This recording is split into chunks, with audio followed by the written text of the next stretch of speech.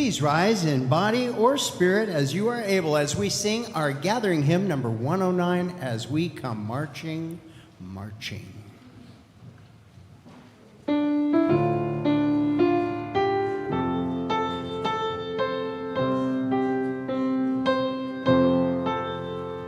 As we come marching, marching in unity of the day, a million darkened caves are touched with all the radiance that summons of His roses. For the people here are singing bread and roses, bread and roses.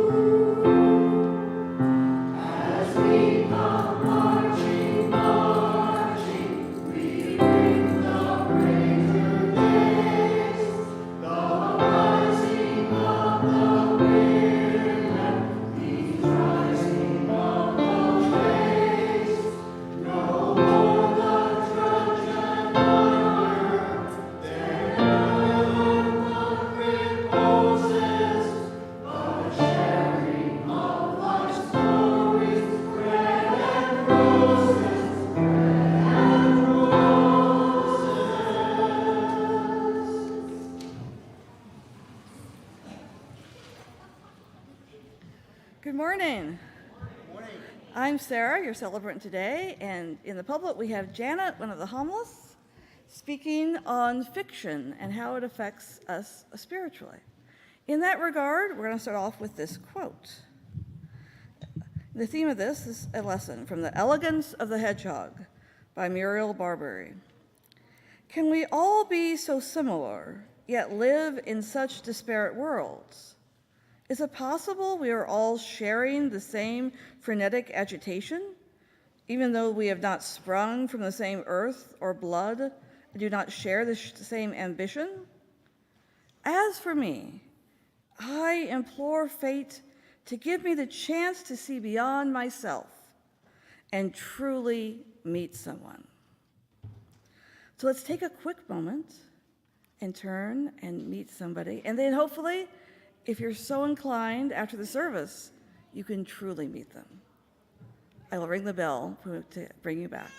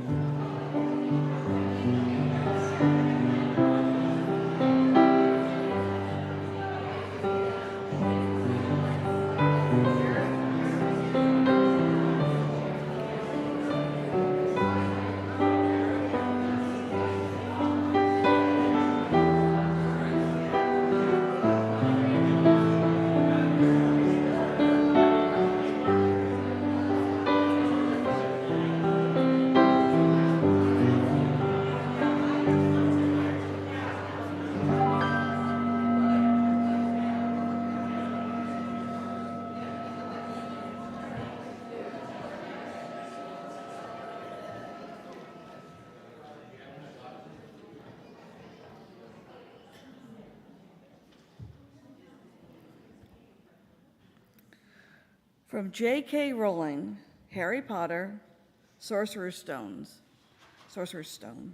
Excerpts from the chapter, The Sorting Hat. The hat seemed to be asking rather a lot. Harry did not feel brave or quick-witted or anything of it at the moment. If only the hat had mentioned a house for people who felt a bit queasy, that would be the one for him. The last thing Harry saw before the hat dropped over his eyes was a hall full of people craning to get a good look at him. Said a small voice in his ear. Difficult, very difficult. Where shall I put you? Harry gripped the edges of the stool and thought, not Slytherin, not Slytherin. Not Slytherin, eh? Are you sure? You'd be great, you know. Well, better be Gryffindor. Years later, Dumbledore reminds Harry of this, how he influenced the Sorting Hat through voicing his choice, that our choices in life show who we really are, not just our innate abilities. May we be mindful for our choices in life as we say our affirmation together. Love is our doctrine. Compassion is our way. Here we seek to create a joyful home for free religious exploration. Build a community of caring fellowship. Nurture the hopes and serve the needs of our world.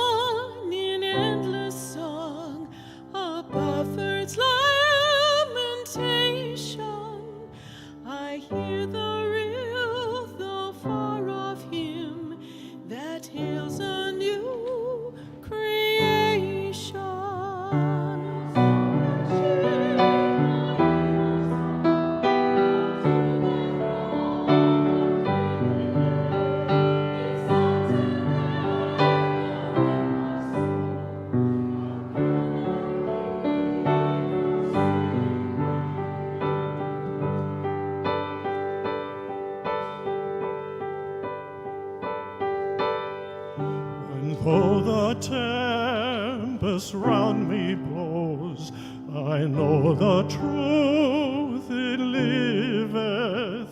What though the darkness round me close, songs in the night it giveth.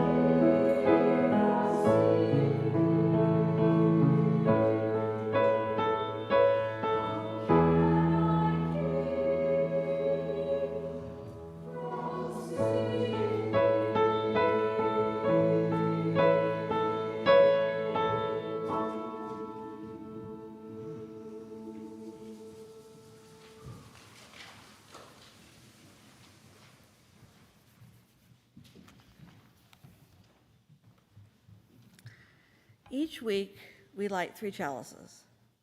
The first chalice we light for ourselves, friends and members of this congregation, the Unitarian Universalist Congregation of Salem. Our second chalice we light is for our Unitarian partner church in Schimanfalva, Transylvania, Romania. And the third chalice we light is for the children both here at UUCS and the world, for they are our future.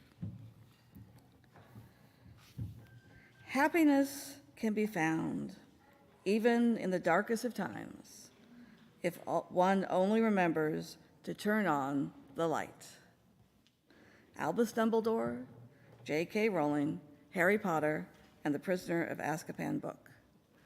Please join me in singing The Flame into Life.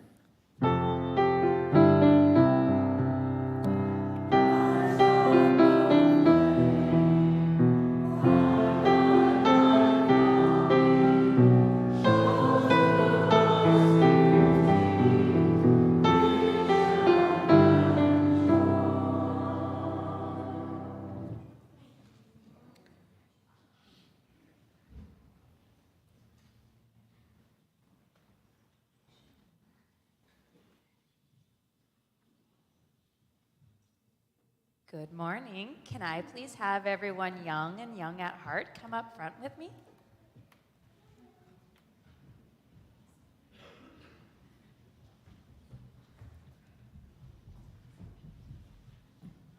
Oh, we've got lots of energy this morning, I can see. Yeah. Oh my goodness. So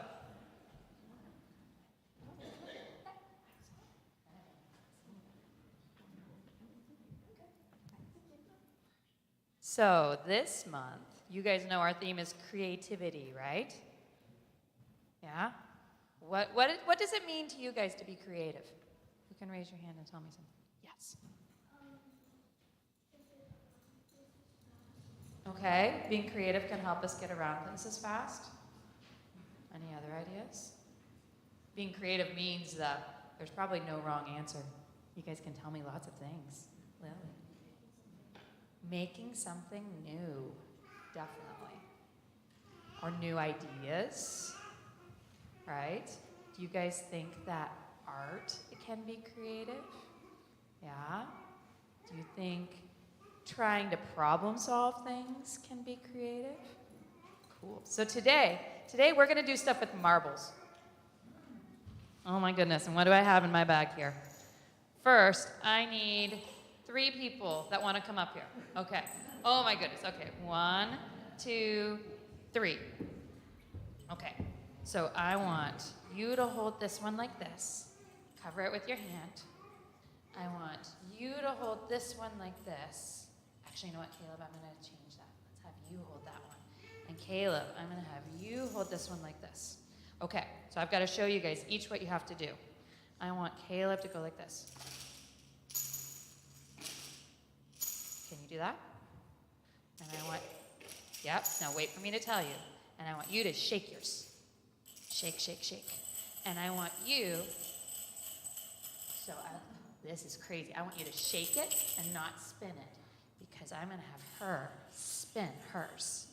And Caleb, you're going to do it in beat. Boom, boom, boom, boom. Okay, now do it.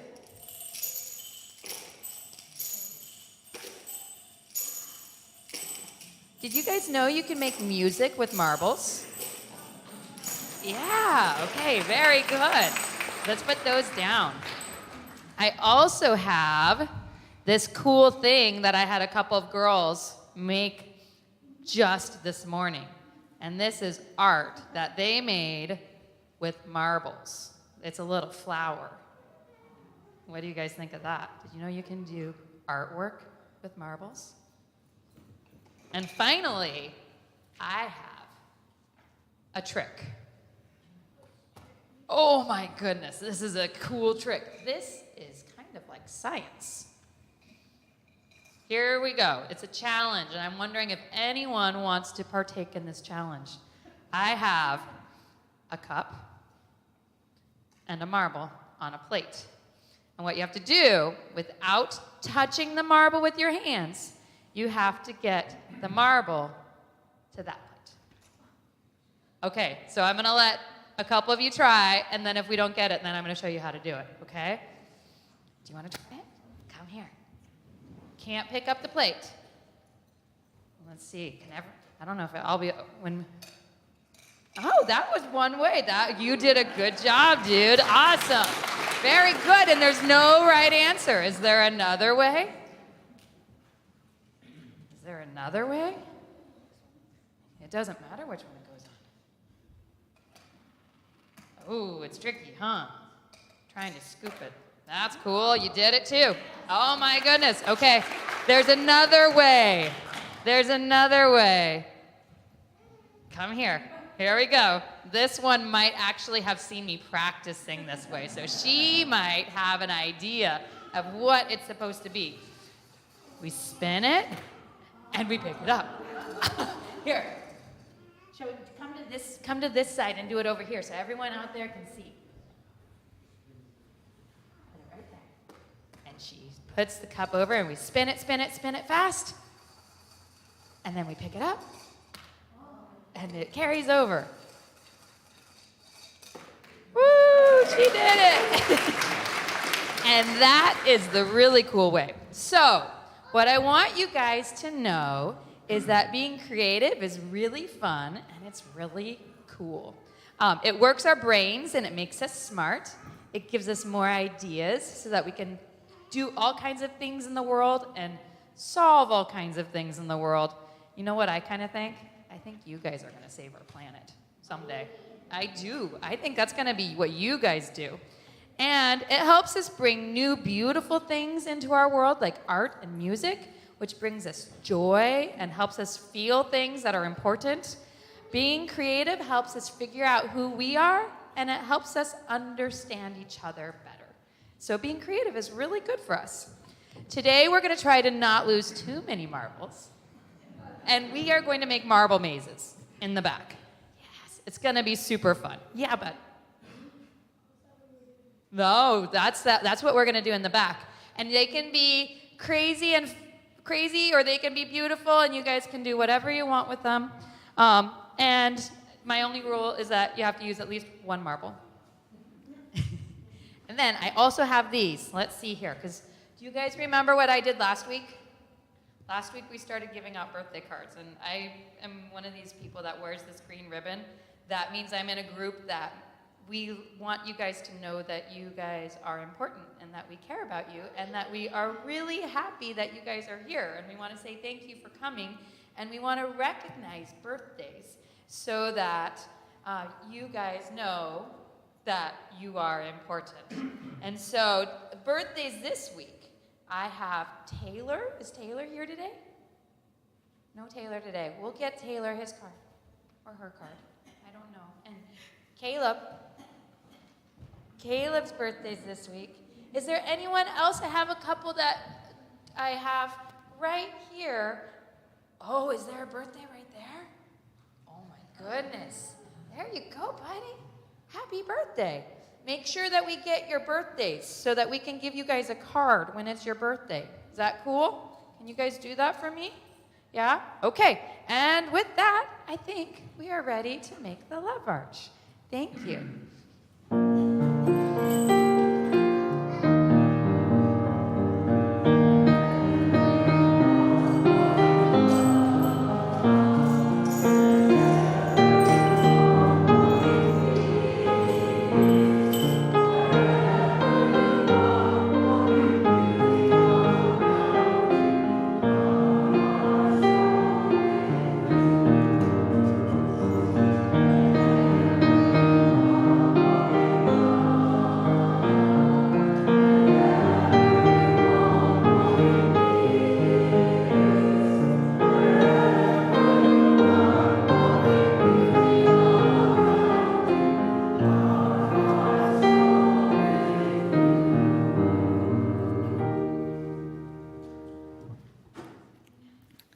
And now a poem that demonstrates both compassion and gratitude. The King's Breakfast by A.A. Milne. The king asked the queen, and the queen asked the dairymaid, "Could we have some butter for the royal slice of bread?" The queen asked the dairymaid, and the dairymaid said, "Certainly. I'll go and tell the cow now, before she goes to bed."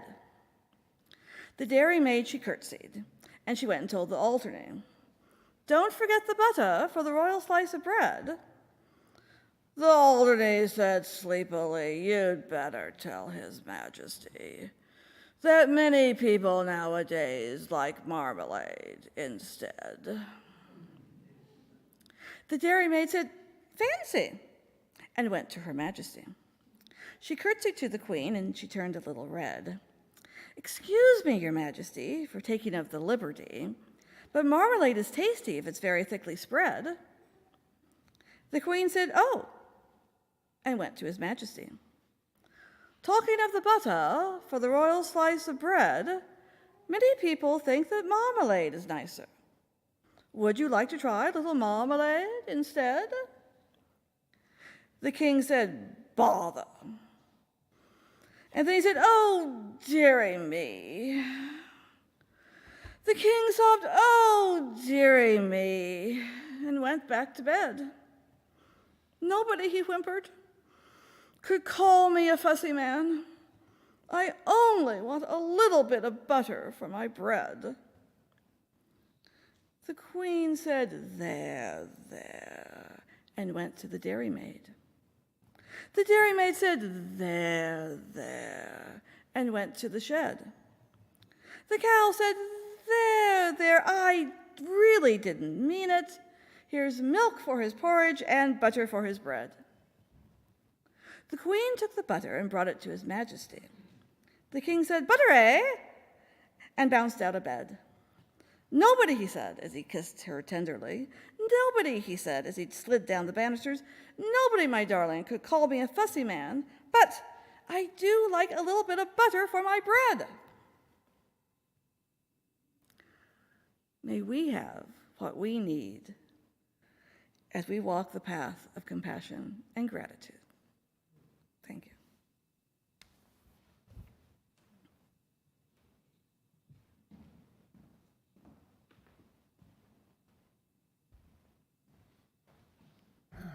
This is my first time speaking in front of a group, so bear with me.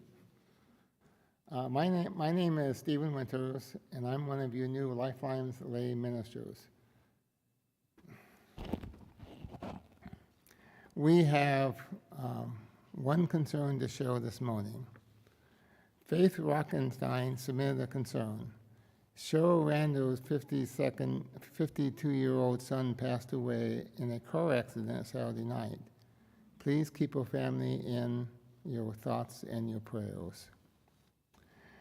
As we do each Sunday, we light one more candle for those private joys and sorrows that remain unspoken.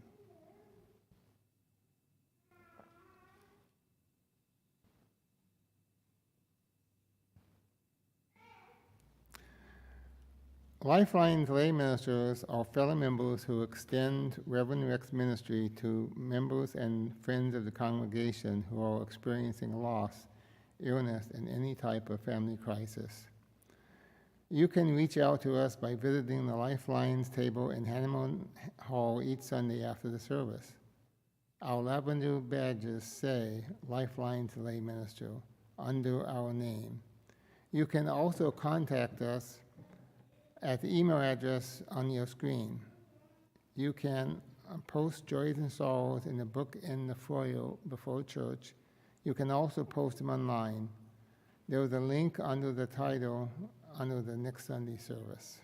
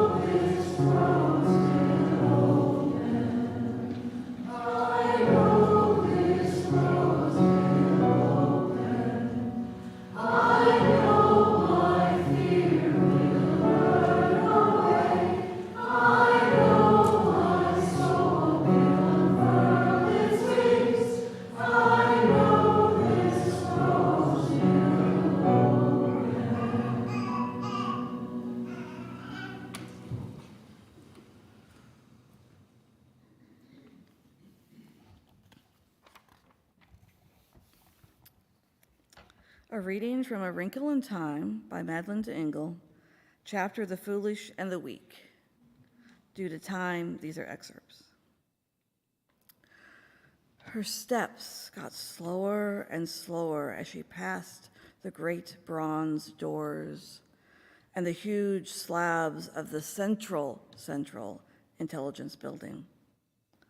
As she finally saw ahead of her the strange light pulsing dome of it. Father said it was all right for me to be afraid. He said, go ahead and be afraid. And Mrs. Hu said to not hate me for being me and just to be the way I am. And Mrs. Watson said to remember she loves me. That's what I have to think about. Not about being afraid or not as smart as it. Mrs. Watson loves me. That's quite something to be loved by someone like Mrs. Watson. She was there. There was a sudden sucking sound, and she was within. She blinked her eyes rapidly until the red light before them cleared and she could see. There was the brain. There was it, lying, pulsing and quivering, and there was Charles Wallace, crouched beside it, his eyes slowly twirling. What is it that I've got that it hasn't got? You have nothing that it hasn't got, Charles Wallace said coldly. Mrs. Watson hates you, Charles Wallace said. And that was where it made its fatal mistake. For as Meg said automatically, Mrs. Watson loves me. Suddenly she knew. She knew love. That was what she had that it did not have. She had Mrs. Watson's love and her father's and her mother's and the real Charles Wallace's love and the twins and Aunt Beast's. And she had love for them. If she could love it, she was sure that it would shrivel up and die. For she was sure that it could not withstand love. But she, in all her weakness, was incapable of loving it. Perhaps it was not too much to ask of her, but she could not do it. But she could love Charles Wallace. She could stand there and love Charles Wallace. I love you, Charles Wallace. You are my darling, my dear, and the light of my life and the treasure of my heart. I love you. I love you. I love you. Then, suddenly, he was running. He was in her arms, shrieking with sobs, his little arms around her neck. Meg, you saved me. You saved me.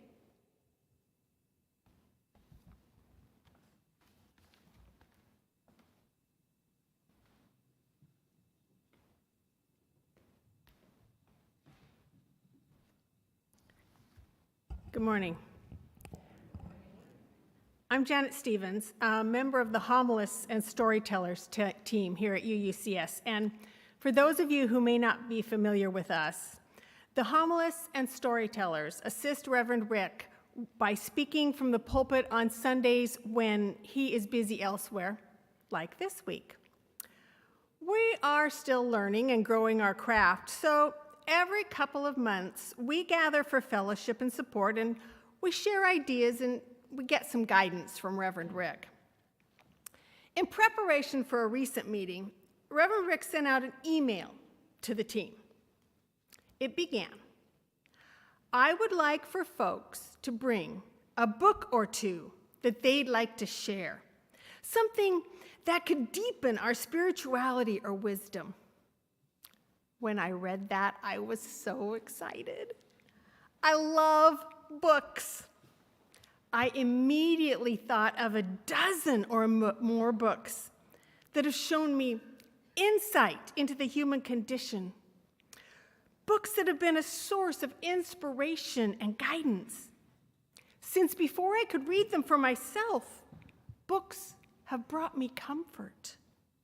They've helped me to find meaning when my world was in chaos, or when I was looking for answers about the meaning of life or just how to be in the world. How could I choose which ones to share? So I read on, and I panicked. The next line said that he was especially thinking of ancient texts. And he listed the examples of such writings as the Upanishads, the Bhagavad Gita, the Dhammapada. Now, I have read these ancient books, or at least parts of them. They are, without a doubt, beautiful works, worthy of study and full of ageless wisdom. I've also spent some time perusing the traditional spiritual texts like the Bible, the Quran, the Eightfold Path, and I am familiar with the writings of the great sages. And I have been moved by their words. But I gotta confess, my spiritual journey has been influenced the most by writers, books, and characters that can be found in the fiction section. Fiction offers a glimpse of different ways of thinking or behaving. It helps us understand what motivates others, and we can translate that into a better understanding of the world we live in. Reading fiction is a complement to our spiritual journey. It not only expands the mind and deepens understanding, it teaches us that it's okay to be different, or to be frightened, or to be lonely. Stories and tales and legends and myths are not just entertainment. When we read and study them seriously, works of fiction can show us that we are not alone. The troubles and challenges faced by the heroes and heroines and even the not-so-nice characters are very similar to the challenges we meet in our everyday lives. Their antics and adventures and shortcomings mirror our own triumphs and difficulties. Fiction resonates with us because it shows us truths in an accepting and non-judgmental way. We get introduced to big ideas that just aren't the same in a nonfiction format.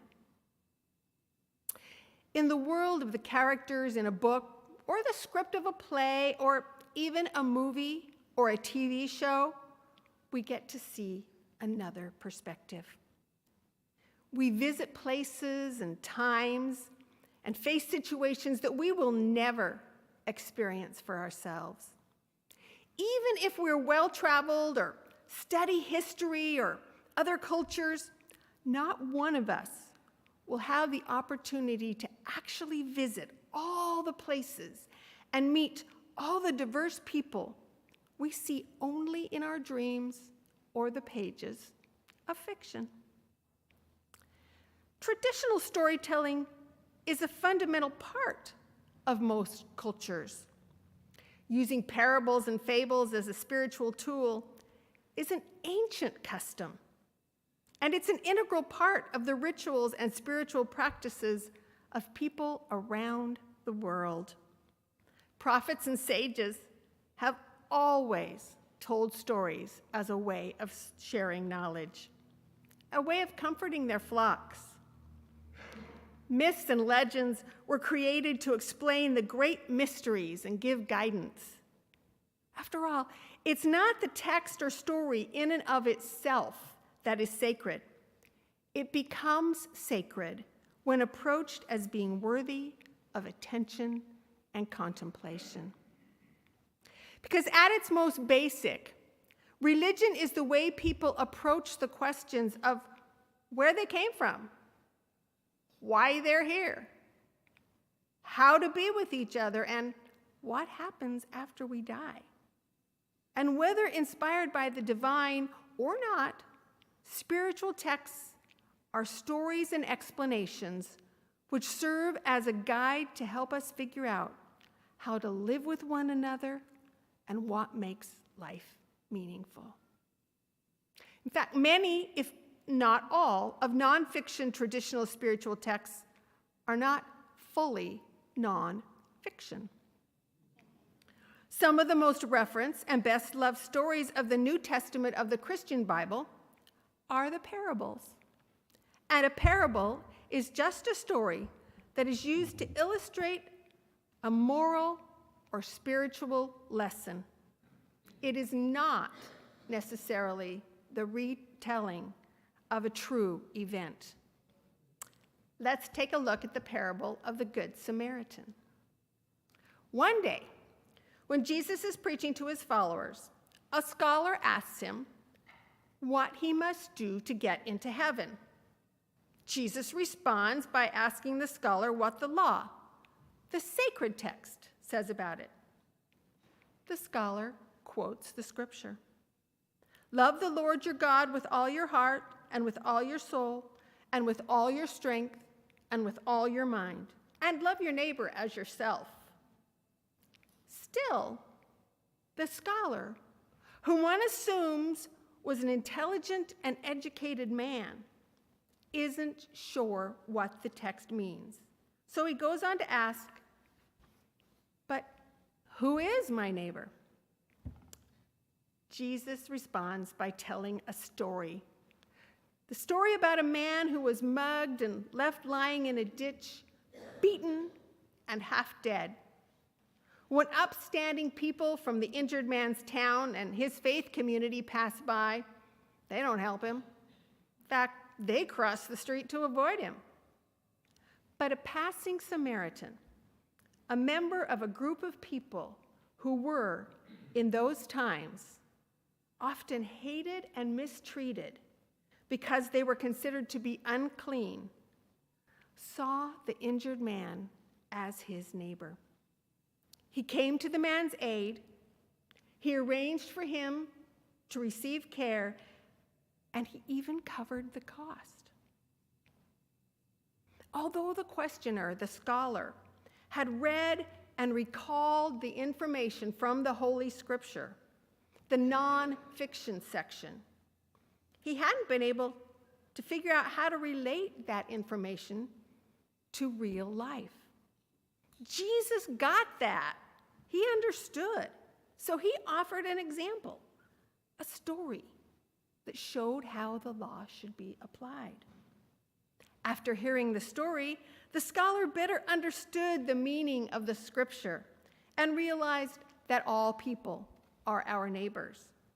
All are part of the interconnected web. Traditional spiritual and holy texts can be preachy or seem like instruction manuals. They're filled with shoulds and shouldn'ts and musts and mustn'ts.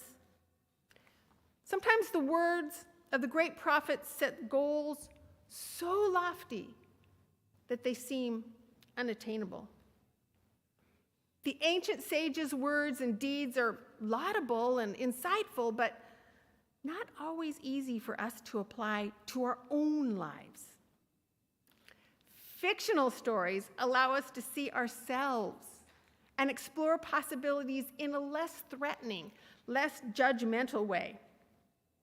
When we read or hear about the deeds of our fictional friends, we can see that they, like us, are flawed and have to live with the consequences of their choices.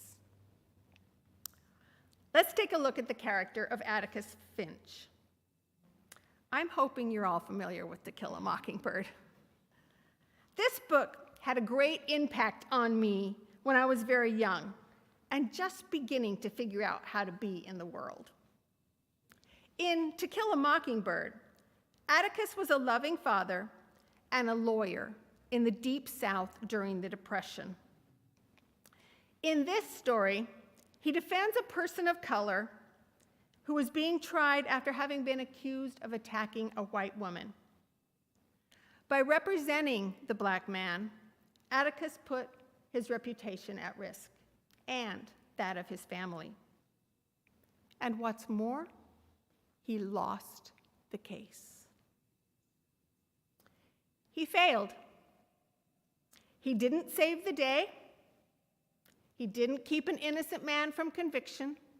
He didn't even keep him alive. But he set an example, both in word and deed, that was never forgotten by his children. Yes, the book was loosely based on the author's childhood. However, it is a work of fiction. And I know some of you are thinking ahead and saying, but what about the second book, Go Set a Watchman? The author, Harper Lee, did not want that book published. And I think it may be because she knew how beloved Atticus was to so many people, and that learning of his failings would sadden those who considered him a hero. And like many people, I was upset to learn that Atticus, who in To Kill a Mockingbird seemed to be supportive of the rights of African Americans, was actually deeply prejudiced, at least in his later years. His hateful actions and beliefs were unpardonable. He was a man who was a product of his time and his surroundings, but that doesn't excuse his intolerance. Still, perhaps the real takeaway from these stories is that no one is all good or all bad. No matter what prejudices and biases Atticus had, for a moment of time, he was able to step outside of those boundaries and beliefs to do what was morally and ethically right. He wasn't perfect, far from it. He wasn't always nice or kind, but there was goodness in him. May that be said of each of us. When we put ourselves in the shoes of imaginary characters, we grow our capacity for empathy. We feel a connection. Our imagination helps activate the regions of the brain responsible for enabling an understanding of the way others think. It increases the brain's capacity to construct a map of other people's intentions. We identify with the characters' longings and frustrations. It can be fun, but also enlightening to guess at their hidden motives, to eavesdrop on their innermost thoughts, to observe their encounters with friends and enemies, lovers and neighbors. It's actually very nearly as if we are experiencing it ourselves. It's kind of like the way scientists run a computer simulation to solve complex problems. By going on imaginary adventures with fictional characters, we develop something called fluid intelligence, which allows us to solve a problem without having any prior knowledge of the subject. What that means is that when we're in a sticky situation that we've never been in before and which we've never been trained to handle, yet we need to quickly find a solution, fluid intelligence kicks in. We use knowledge learned through reading about how others solved similar problems, and we apply it to our own lives. Okay, I suppose the usefulness of fluid intelligence is directly related to the actual books you've read and contemplated. As for me, I know that should I ever happen to receive a blow to the head and wake up in the court of King Arthur, or find myself stranded on Mars and needing to grow potatoes, I will be able to handle that situation. Many UUs begin their spiritual journeys in traditional religious communities where the sacred text is assigned. In the Abrahamic religions, Christianity, Judaism, and Islam, the texts are considered to be given, written, or blessed by God. In other faiths, the words are those of prophets and sages. In our favorite fiction stories, the authors and protagonists are most often ordinary men and women. Reading texts that have meaning for us turns our awareness inward. It helps us to consider deep philosophical questions and think beyond the reality of our sometimes mundane, day-to-day existence. They help us maintain balance between the world we live in and our inner self. Stories show us that we are not alone. They bring us through dark times. They let us know that other people go through the same thing we do.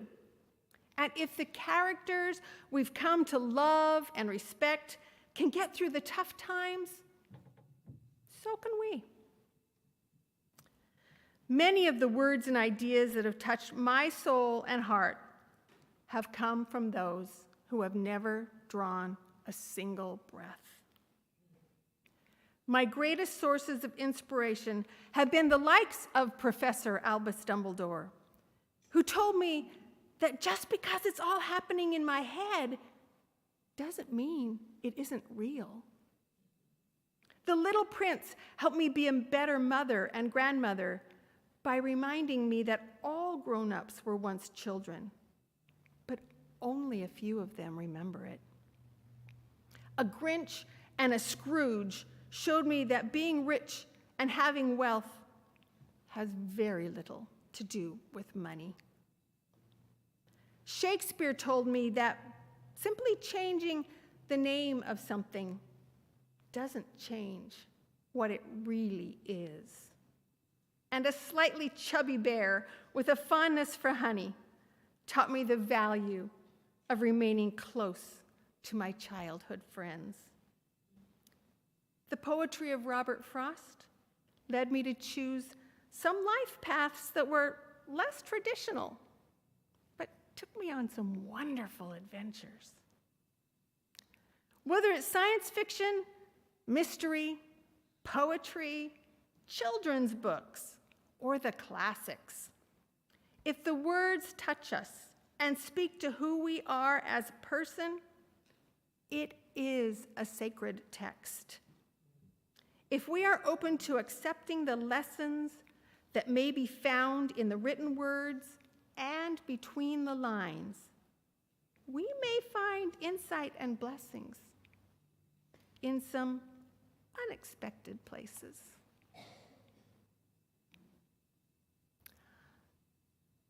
I invite you to join me for a short time of meditation. Just be with your breath and breathe in and out. I don't know what brought you here today. Perhaps you're an avid reader. Or perhaps you planned on attending the annual meeting, so you thought you may as well come to service first. No matter what you are seeking, I pray you find some answers. But more than that, I pray you find some more questions along the way.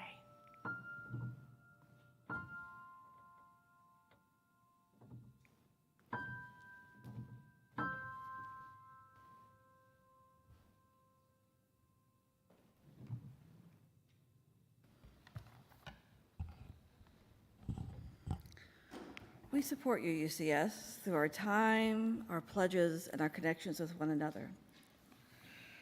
We support the Salem community through donations to the Marion Polk Food Share, which may be placed in the Little Red Wagon, which is coming up in front of the sanctuary.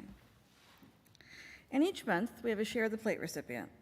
This month, that recipient is Salem Harvest. Driven by the vision that fresh fruits and vegetables are available to everyone, and no crop should go to waste, Salem Harvest partners with local farms, volunteers, supporters, food distribution agencies, and community businesses to harvest perfectly delicious but unused produce for hungry families across the Mid-Willamette Valley. Salem Harvest is a nonprofit organization, and its principal purpose is the distribution of food without charge to children or homeless, unemployed, elderly, or low-income individuals. Since 2010, more than 3.5 million pounds of fresh, locally grown fruits and vegetables have been donated to provide direct support for thousands of hungry families and individuals. It takes a great deal of bravery to stand up to our enemies, but just as much to stand up to our friends. J.K. Rowling, Harry Potter, and the Sorcerer's Stone. Let us stand up and support organizations such as Salem Harvest. To donate, monetary gifts for the Share the Plate recipient may be placed in the bags that are going to be passed. You can also visit the website and click on Donate and follow the instructions. Thank you for your continued support of UUCS and the greater Salem community.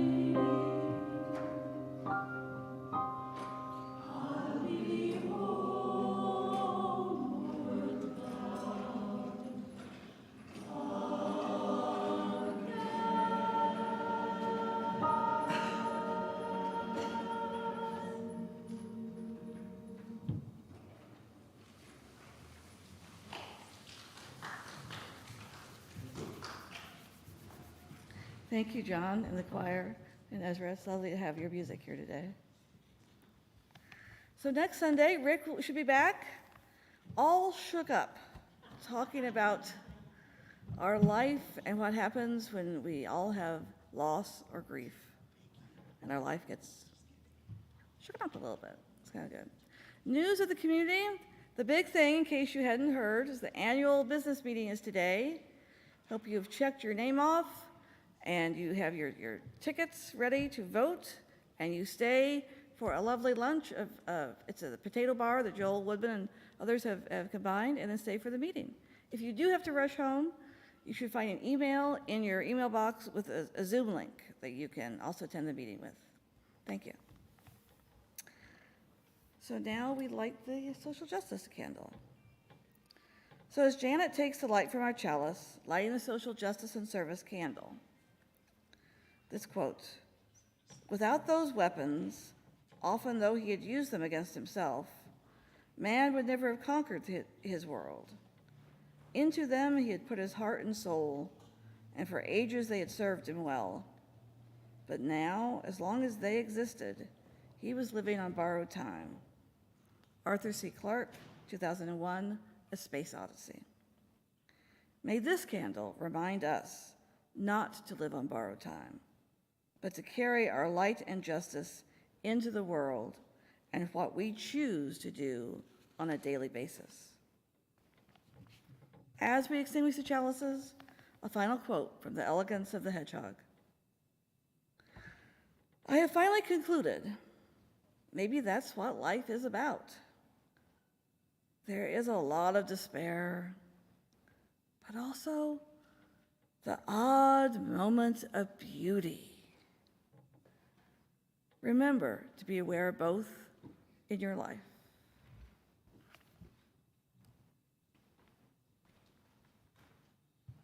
Please rise in body or spirit as you are able as we sing our closing hymn, number 67, "We Sing Now Together."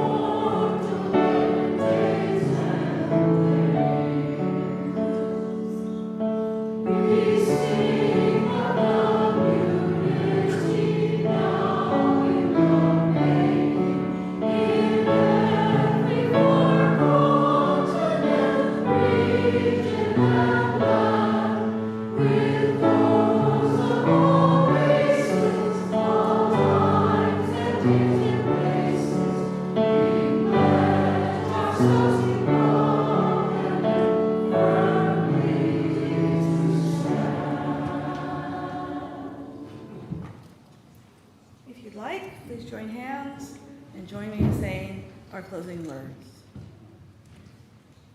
May faith in the spirit of life, hope for the community of earth,